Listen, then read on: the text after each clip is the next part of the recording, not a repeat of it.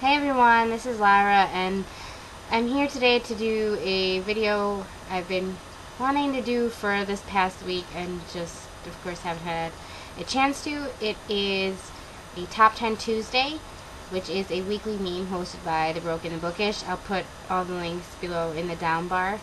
I'm aware that this is last Tuesday's theme, and it's Monday, but this is going to be my only chance. So, last Tuesday's topic for Top 10 Tuesday is top 10 books that are totally deceiving. So, whether it's the cover or the title or the synopsis or whatever, just totally deceiving. I have 10 different books that were all, I was just had totally the wrong idea about them for whatever reason. The first one is Uglies by Scott Westerfeld. This is a dystopian sci-fi book. I haven't read it yet, about, people who have to be, have surgery to be beautiful and become pretties or whatever. I thought it was like a contemporary story about like a group in high school who were the ugly ones, and I don't know why I thought that, but for the longest time I did. I've heard it's good. I have yet to read it, but I don't know what I was thinking there. Number 2 on the list is There Is a Tide by Agatha Christie, or the original English title when it was published in the UK is Taken at the Flood. So I happened to get the a used copy of the one with this title. Hearing that, and even this one, I actually thought it was about a body that was found, washed away in a flood, and people thought that, the person was drowned in the flood, but it turned out it was murder, because it's a mystery. But it has nothing to actually do with the real flood. It's a post-World War II mystery featuring Hercule Poirot. I don't know, the title threw me on that one.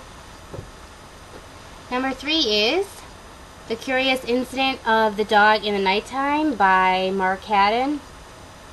The title is taken from, it's a quote from, I think, Silver Blaze, I believe is the Sherlock Holmes short story that it's from.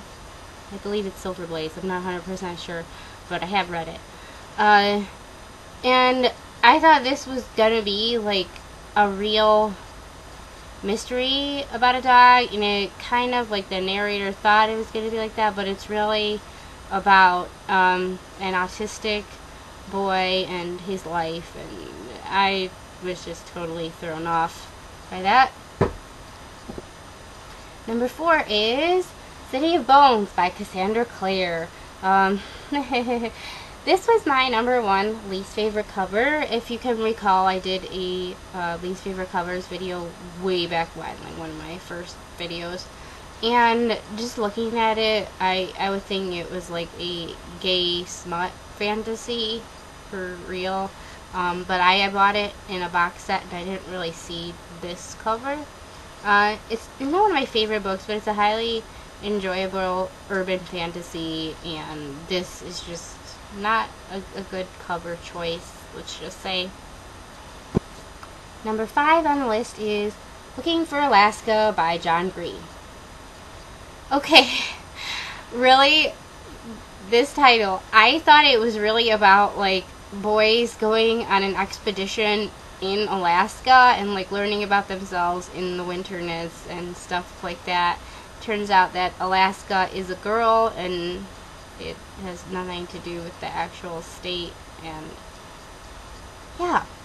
Number 6 is The Book Thief by Marcus Zusak. It is, I guess, kind of about a girl who stole a book, sort of, that she found in the snow, but really, I thought it was about someone who was going around stealing books and then giving them to the poor and teaching them how to read. I don't know how my imagination comes up with these things, but I don't know. Next book I've lost track of the number is Harry Potter and the Sorcerer's Stone by J.K. Rowling. Okay, I know this may sound weird, but I was 12 years old when this came out, and, or no, not when it came out, but actually a couple years later, whatever, when I first heard about the series, and I just thought it was like really just a silly children's fairy tale with no substance whatsoever. And why would I want to read about a little boy? I was a middle school girl. That's not gonna appeal to me. Needless to say, as you can see by my whole shelf up here of Harry Potter books, I was totally wrong. Next book, which is I think number 8, is Across the Universe by Beth Revis. I really love this book, and I love the cover, but looking at the cover here, I thought it was going to be a paranormal romance featuring a girl with an alien. Yeah, let's just move on. Number 9 is The Girl with the Dragon Tattoo by Stieg Larsson. I was just expecting a really fast-paced, action-packed thriller starring Lisbeth Salander, the titular girl with the dragon tattoo.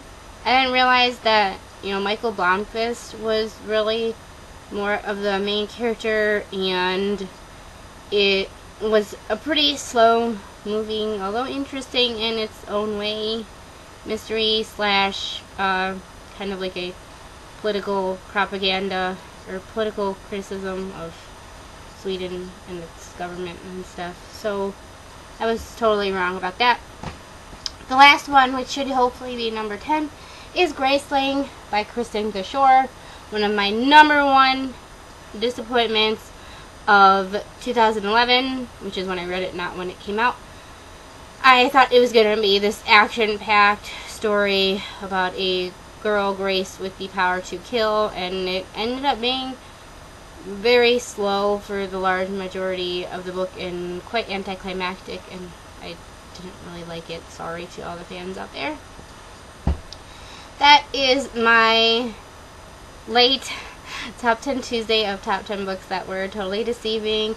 Let me guys know if there were any books that you guys were totally deceived by, whether it's for kind of stupid reasons like mine or for whatever reason. See you guys in my next video.